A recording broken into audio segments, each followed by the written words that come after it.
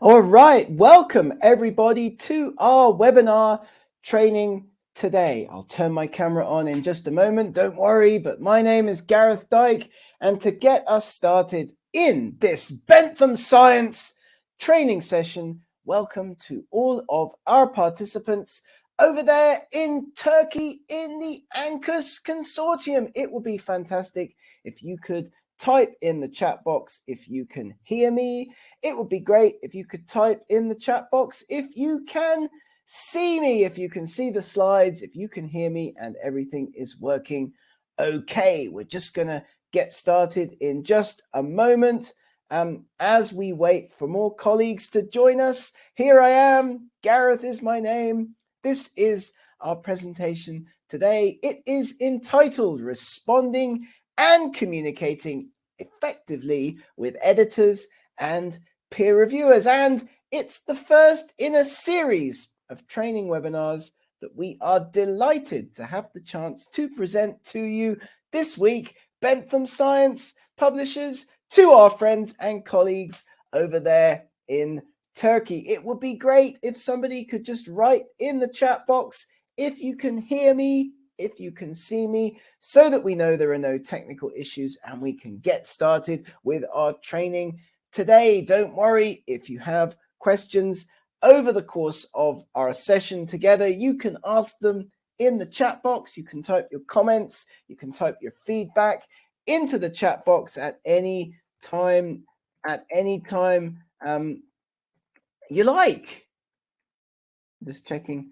Excellent. Everything is okay. Thank you very much for your comments. Thank you very much for your feedback. We'll just get started in a moment or two, as I always do like to wait just for a few moments past the scheduled starting time of these events, in order that anyone who's late or has trouble joining can get into the webinar room. Gareth Dyke is my name.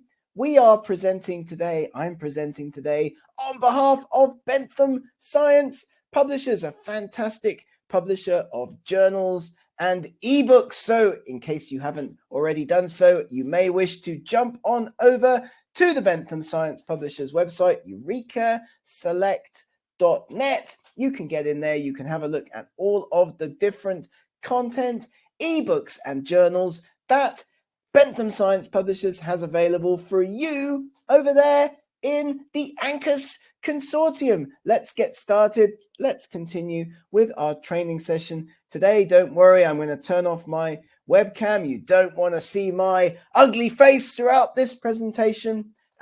Today, we are talking today about responding and communicating with editors and peer reviewers. There will be lots of opportunity for any questions, any comments at the end of this training session today. And if you enjoy this, if you like this, if you find this to be interesting and informative, you may wish to come back to us and engage us to do more of these kinds of training sessions for your university, for your colleagues in the future. We do hundreds of these, lots all of the time. We're always talking to people all around the world. Today, it's about responding and communicating with editors and peer reviewers. Who am I? Gareth Dyke is my name. I worked for a number of years as a full-time academic in Ireland, which explains my strange English accent, in the UK and in Hungary. Now I'm an editor. I work with Taylor and Francis as the editor of a journal called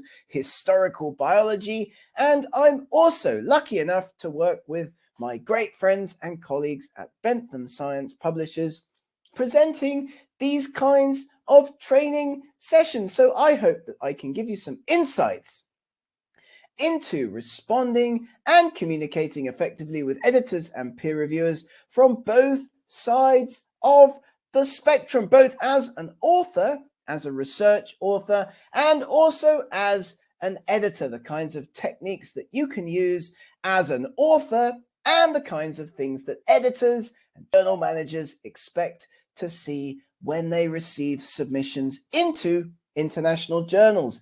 Everybody will get, of course, a recording of this event at the end of our session today. You can watch it again as many times as you like. You can use it to put the children to sleep. You can use it to scare your friends and neighbors. We will give you a link to this recording at the end. We will also provide you with the slides and follow up. But if you have questions, if you have comments, do not be shy. You can put them into the chat box down there on the right-hand side of our Webinar Jam platform at any time. You're probably thinking, why listen to this crazy guy shouting at me for the next half an hour or so? Well, you'll listen. If you listen, we will discuss two things: the stages of the publication cycle, how you can communicate with editors and peer reviewers at different stages of the publishing communication cycle. And I'll give you, I hope, some tips and tricks for good and bad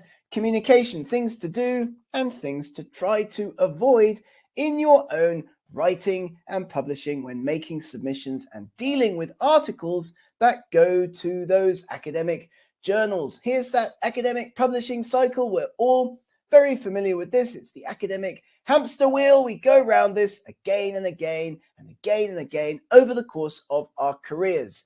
Ideas. You have to get funding to support those ideas to do the research. Then you've got to collect data, of course. First stage of any research project, the core of any research project is data collection. Then, of course, comes journal selection. You have to pick a journal, select a journal, Bentham Science publishers, that you may wish to send your paper to. Then comes paper writing. That's where we can help. We do a lot of editing. We do a lot of supporting authors around the world to manage their paper writing and get their papers into the best shape for those submissions. Then, of course, comes the submission process. Lots of authors around the world tend to have issues with submitting papers to journals. Of course, we're able to help with that as well. Then the paper goes into the peer review system, and often you have to wait for it to come back. What happens next? How you can deal with your editor, how you can manage your peer review comments are all things that we will be talking about in our training session. Today, we often get these kinds of emails back from journals, don't we? Dear sir, dear madam, many thanks for asking whether we would like to publish your paper. The paper's good and original, but unfortunately we are simply not willing to publish it. The trouble is that the good bits were not original and the original bits were not good. The point of showing you this is, of course, that excellent science, excellent research is being done all over the world. It shouldn't make a difference. It doesn't make a difference if you're sitting in Istanbul, in Budapest, in Timbuktu. The quality of your research is, of course, fantastic. You wouldn't be in the academic position that you're in if that was not the case. But often submissions to international journals get problems in the peer review and editorial process because of language issues. Excellent science, fantastic research is often obscured by language and communication issues. That's what we hope to help with. That's why we are here. That's what we are talking about in our training session today. And of course, it certainly helps at the outset to have a good understanding of what an editor actually is, what an editor actually does. To help with this, I've put together a handy field guide for academic publishing. Imagine you're a bird watcher. What kinds of editors are there? We, of course, encounter journal managing editors. They provide a business perspective. They are the people overseeing the running of the journal from the top. Academic editors and language editors are different people who perform different functions in the life cycle of your article. An academic editor, somebody like me, potentially working at Taylor and Francis, working with historical biology, is handling submissions, handling reviews, deciding who the paper should get sent out to for peer review, and making decisions about whether the paper should eventually be accepted for publication or not, based on the outcome of the peer review process. Whereas a language editor, I also do lots of this kind of work, they are working on the language. They are polishing your work so that the language content is up, often to the level of a native speaker. We find that authors around the world often get quite confused about who they're talking to, who they're dealing with, because, of course, an editor could be a number of different people in the process. Now, to begin that communication step, first stage of that hamster wheel that we talked about before, the life cycle of your submission. Of course, Osman will send you the presentation at the end of the session. We will be giving you a link to the video. We'll be providing you with all of the slides as well as follow up. The first thing to do before you begin to write your paper is, of course, to have a think about which journal you're going to send it to. I always say to authors around the world, before you begin to write, in order to be efficient with your writing and publishing, with your publication success, pick a target journal before you begin the writing process. Why not a Bentham Science journal? You can, of course, pick one of those. We'll talk about the excellent Bentham Science publishers range of journals at the end of this presentation. Many successful authors around the world, they don't start to write until they've decided on a target journal. Why is that? Each journal's different. Its scope, what kind of article you may end up writing. Will it be a letter? Will it be a rapid communication? You can dramatically speed up the process by making what we call pre-submission inquiries to editors before you even begin the writing process. And by that, I mean, why not reach out to journal editors and ask them before you begin the writing process, will this article that I'm thinking of writing, I've got the data, I know the key message, will it be suitable for submission to your journal? You are not restricted in the number of pre-submission inquiries you can send out to different journals, to different editors. Communicate with editors at the beginning of the process and help yourself to speed up that manuscript submission experience. Talk to others, talk to colleagues, make those pre-submission inquiries as you start to think about which journal would be appropriate for your next article. Before you begin to write, message.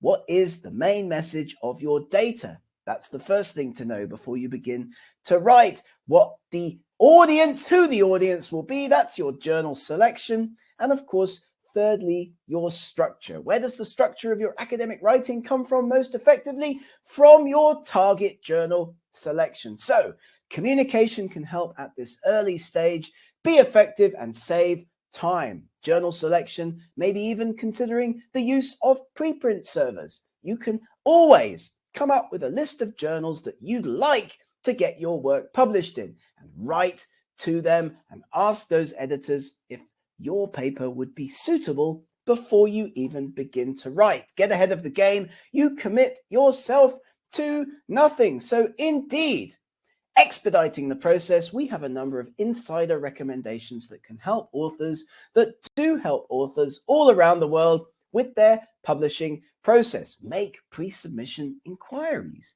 Write to editors before you begin the writing process. Write to as many as you like. Select that target journal effectively. If you've got a title, if you've got your abstract, why not send it off to those editors and see if they would be interested in receiving a submission. I'll give you an email template if you're interested at the end of the webinar to help you with this process. Here it is. You've got nothing to lose. You can write to a number of target journals. You can communicate effectively at the beginning of the process. It's one of the key tricks, one of the key skills that we provide in our training to help authors communicate more effectively and speed up their publication journey. Make those pre-submission inquiries. You have nothing to lose. Also, why not consider the use of a preprint server for your work once you've started the writing process? Preprint servers, of course, are online repositories for academic work.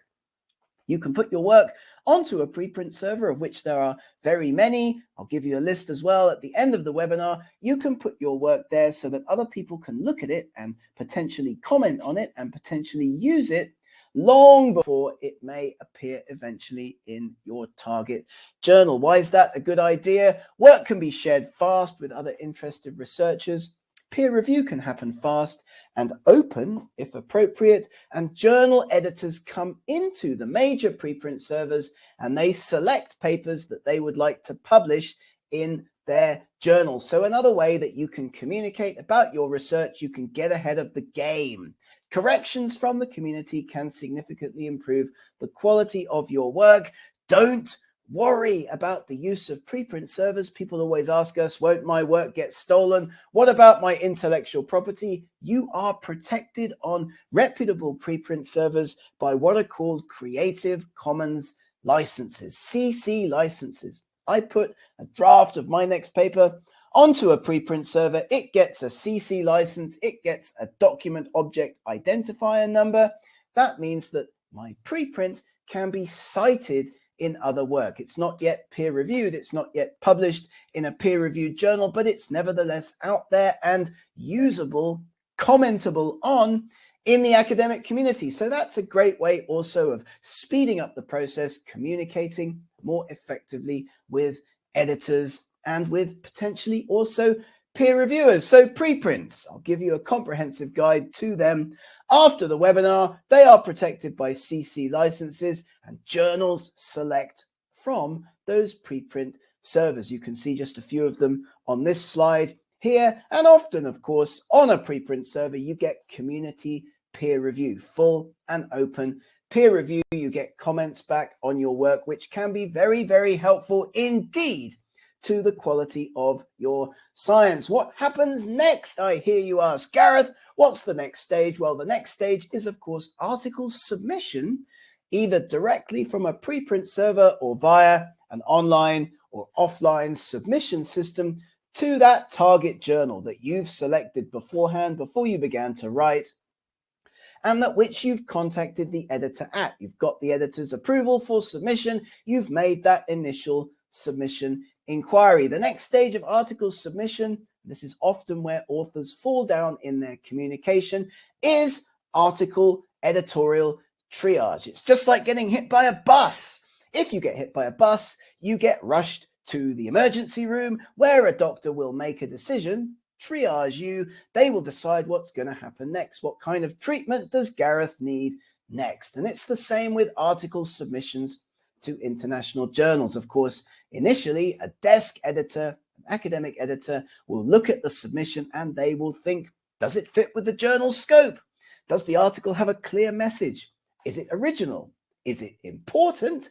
Is it true? Do I believe that the work's been conducted ethically, carried out ethically, and so on? And is it relevant to our readers? You indeed do have to sell yourself and sell your work to get through triage, to get through that initial stage.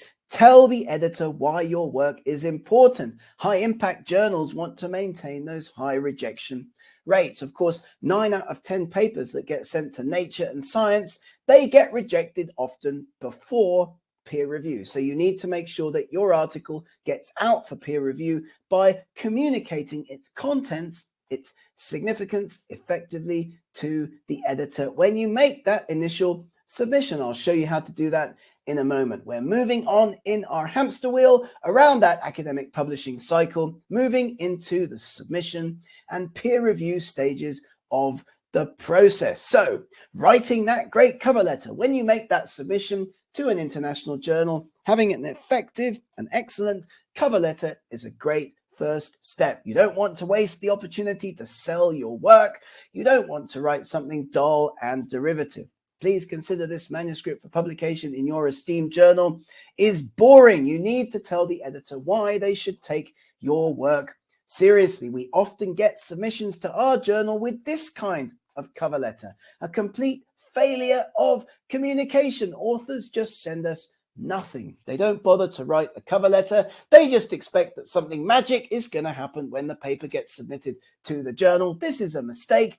It's a failure of communication. You do need to be much more effective in your cover letter writing, in your communication with those editors. Actually, about 70% of authors write something like this, which again is a failure of communication. It's boring. It gives the editor no effective, useful information.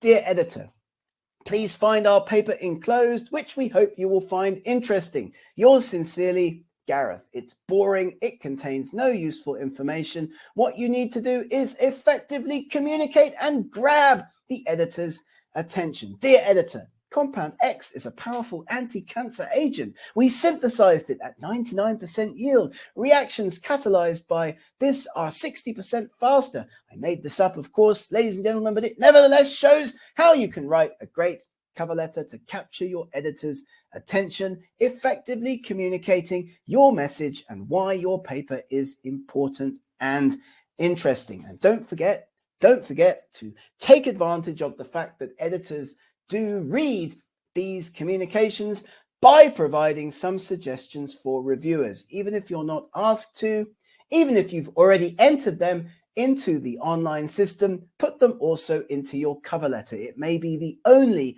opportunity that you get to communicate directly with an editor about who you would like your paper to be reviewed by. If they want to ignore those suggestions, of course they can, but you are potentially taking advantage there of putting a name and an email address into that cover letter. Very good way to maximize your chances of success via that communication stage. This is one of the first sections of a paper that an editor will read. So make your cover letter count as a way of communicating why your topic is important, why your results are significant, what's the key result, the breakthrough, the key take-home message of your study. Why is this an advance on previous work? Why are you submitting to this journal? Editors love it. They love it. They love it if you talk about their journal and provide some reviewer suggestions in your cover letter as a communication tool with your editor to maximize your chances of success. I've got templates. I will give you this in an email after the webinar in order that you can use this template to make an effective submission, make an effective cover letter the next time you have to put an article into submission, into a journal submission system. Let's move on then. We've targeted our journal, we've made our pre-submission inquiry, we've made our submission, we've gotten the paper out for peer review. What happens next? Well, of course, review comments come back from the journal. They come back from the peer reviewers.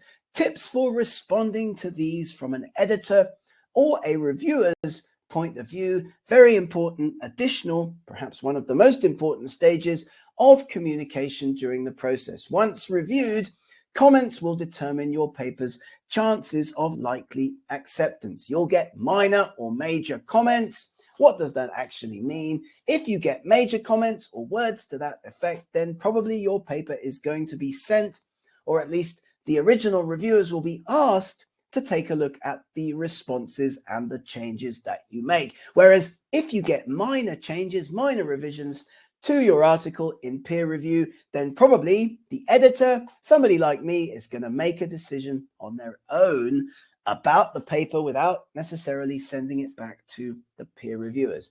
That's an important distinction. It's well worth looking at the wording in those emails that you get back from journals. Those emails are automatically generated, so be aware of this trick. Be aware of the wording. We can, of course, help you. Just get in touch with us. We can provide you with support in this area, help you to respond to reviewers, help you to edit your responses to reviewer comments as well. Key thing to do when you make a response, when you communicate the changes that you've made and the issues that you've had with your comments that have come back in review, be comprehensive. Show your editor that you take the process seriously. Think about the materials you need for resubmission, and don't forget to be perseverant. Your key to success is to communicate effectively at this stage. So with that in mind, it's important to make sure that editors and peer reviewers feel good about your responses. When you make changes, when you make comments in response to those peer review comments, if the editor and if the peer reviewers feel good about what you've done, they are more likely to give your article a positive review. So thank the reviewers. Make sure that you are flattering to the reviewers. The reviewer has correctly pointed out. We acknowledge that. We concur with the reviewer. Thank you for the valuable comments. This valuable insight is much appreciated. These comments significantly enhance the quality of our work.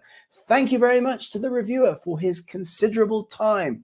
Thank you for the great comments that significantly enhanced our article. These are ways in which you make your paper more likely to gain a positive outcome. Bad examples of communication at this stage. I do not think that the reviewers understand my point. It would not be necessary to change this according to the reviewer's suggestion. We simply do not have such data.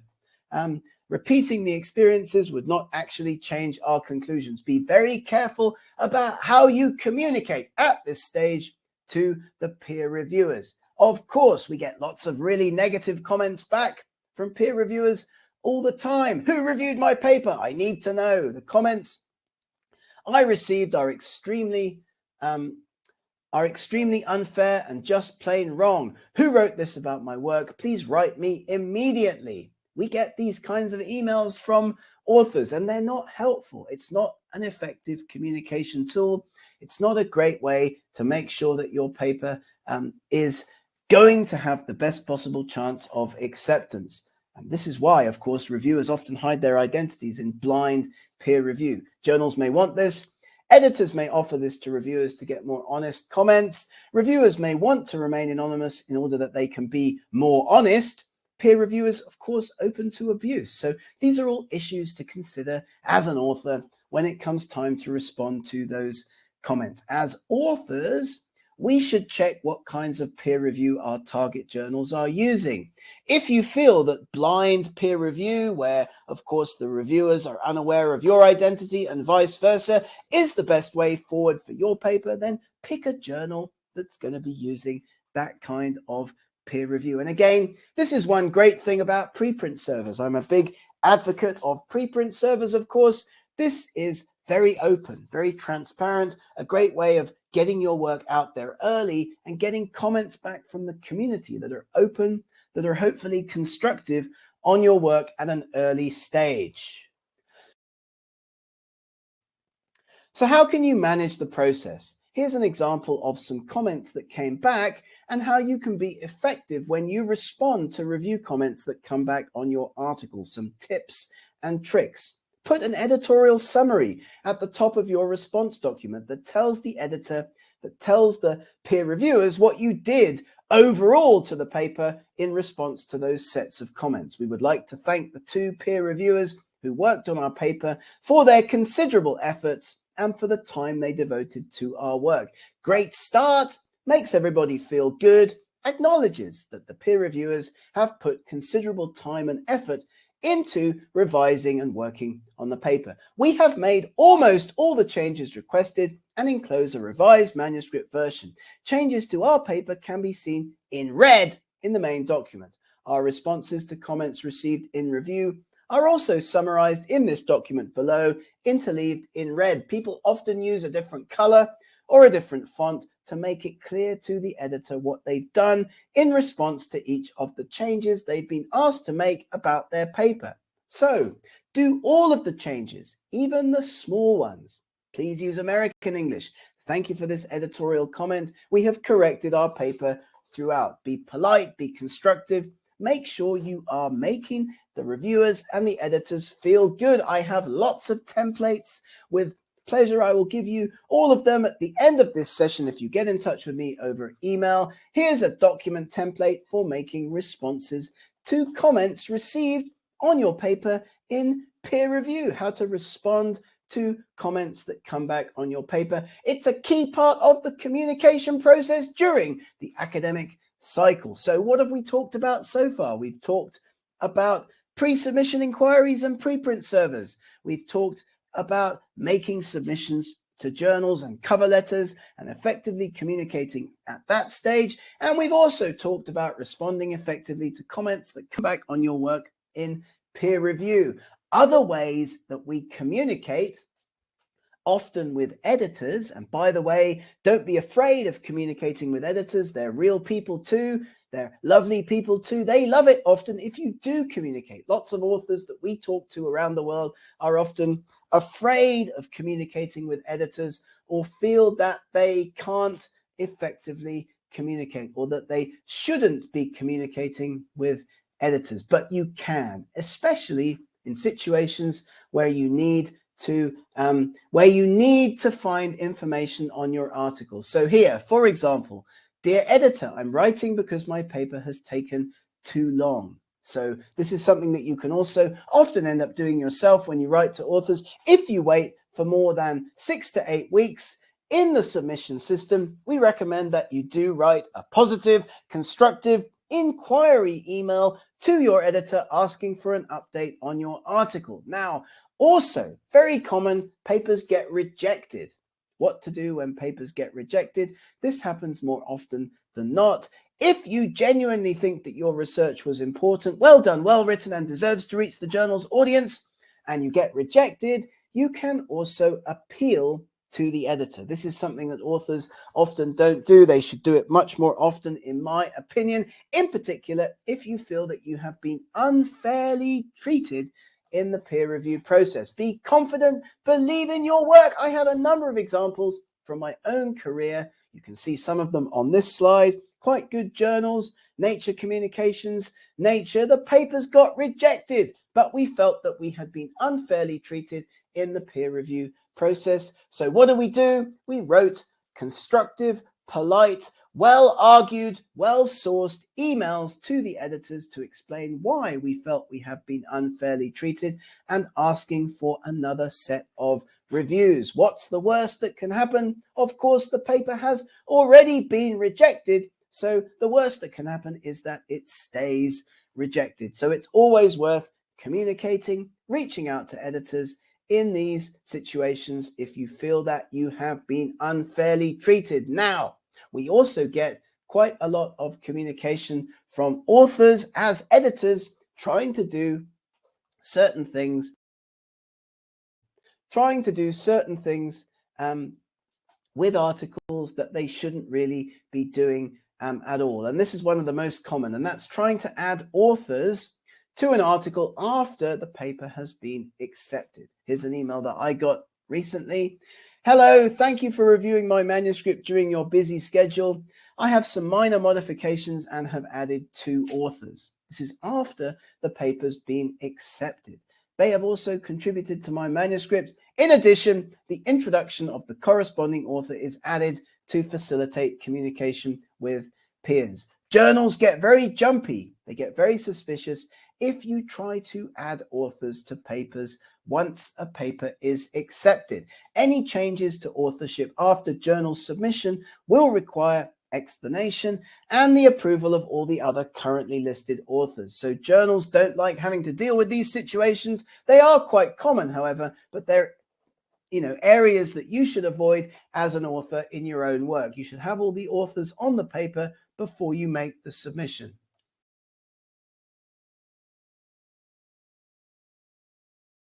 This is very important also at the end of the process, making those proof corrections to your documents, very key in terms of communication as well. Clear line-by-line comments for production. Unambiguous, keeping journal changes to a minimum. Journals might charge if the changes that you make in proof become too extensive. So this is also something that's worth keeping in mind. Online proofing tools require up-to-date software. You'll be given a short deadline to make those final changes to your paper. You should only make 100% necessary changes because extensive changes will incur a cost. And changes to authorship or authorship order, very hard to make at this late stage, so you don't want to be doing that. If you can avoid it, this will require signed permissions from all current authors, as we have discussed. Authors often communicate with us at our journal about issues in their proofs. They get quite upset sometimes when their figures don't look the way that they had imagined. But keep in mind, of course, that at this stage of the process,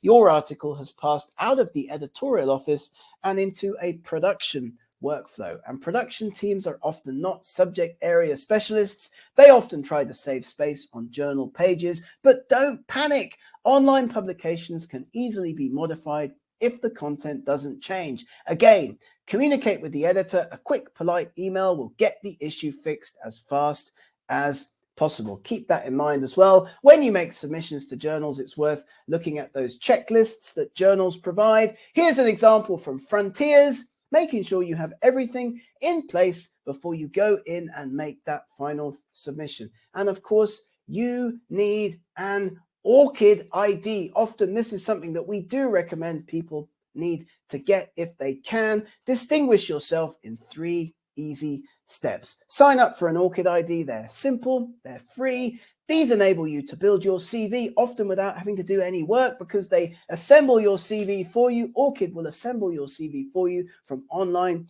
databases, and many journals, more and more journals, are requiring authors to have an ORCID ID before making a submission. If you're confused, we do lots of training around this. Get in touch with me, get in touch with the Bentham Science team. We can provide more training webinars in this area. So, most important point of our webinar training today: communication is key with editors and reviewers. Hi, where is my paper? I've waited 2 months.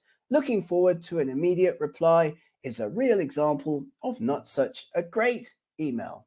Dear editor, I'm writing to ask if I can do something to help speed up my recent submission to your journal. Can I make some suggestions for additional peer reviewers? Is a real example of a good email. Ilkiz says, 20 years ago, we were taught that communicating with editors would mean to influence the editors so it would not be welcomed. That's not the case now. People do want you to communicate, of course. If you write to an editor and say, I'm going to give you $20 to speed up my paper through the production system, that's not good, of course, but you are able, you should be communicating, writing to editors if you have questions, and at these key stages in the workflow, in the production, peer review, and submission process. I hope that in this presentation today, we've been able to show you how this can work a little bit. My goal is to help you communicate more effectively in order that you will maximize your publishing success. So thank you very much for listening.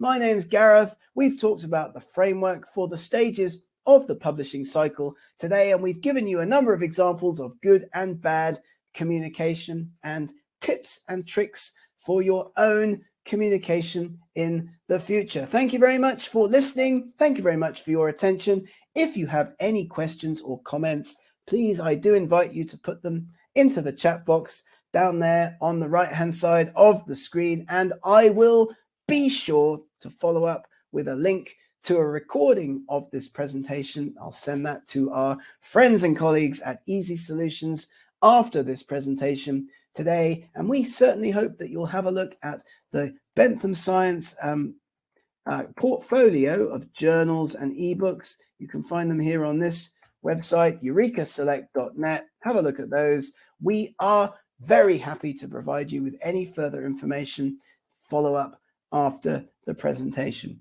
Thank you very much for listening. Thank you for your attention today. And I do hope to see you again on Wednesday, when we will be doing another presentation in our series of presentations with our friends and colleagues at Easy Solutions for colleagues over there in Turkey on Wednesday. At the same time, I will be talking about understanding research ethics. Thank you very much for your attention, and have a great, fantastic, wonderful day, and stay safe, everybody. Don't worry, we'll send you a link to this recording and all of the slides. Thank you once again, and have a super afternoon.